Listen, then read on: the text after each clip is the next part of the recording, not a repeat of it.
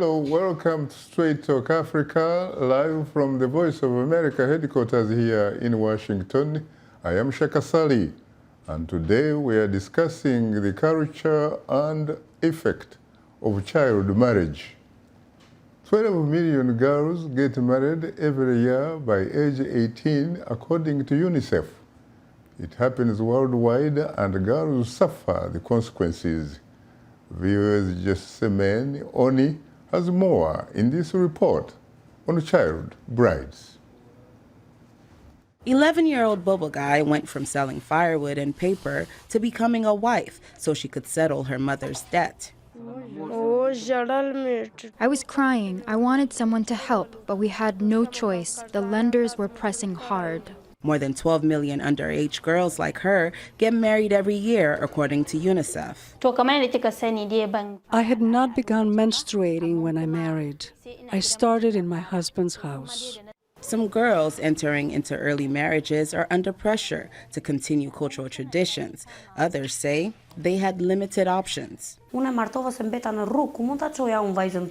married my daughter off because we had no place to live.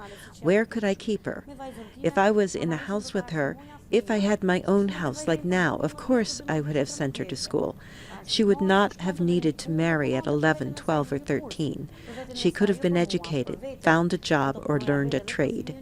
Early marriages happen across societies. In the U.S., most states permit marriage before 18 if the individuals meet certain criteria. However, critics say many of these marriages take place to circumvent statutory rape laws that protect minors. I met him about when I was like 13, 14.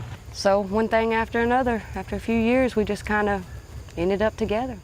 I got pregnant underage, and that was kind of what had us go ahead and get married so I wouldn't send him to jail. The young wives are more likely to leave school, experience domestic abuse, and live in poverty compared to those who marry later, according to human rights activists. I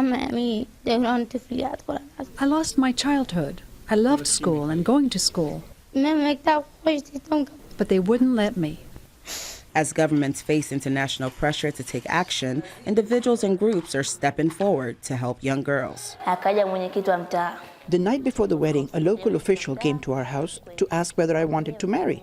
When I said no, he halted the ceremony. Sultan Tumadam found joy in her married life despite being forced into the union. I had never met my husband. I didn't know him. With time, we got to know each other. I'm very happy now. Thank goodness. But the case was different for many of the child brides VOA met over the course of this project.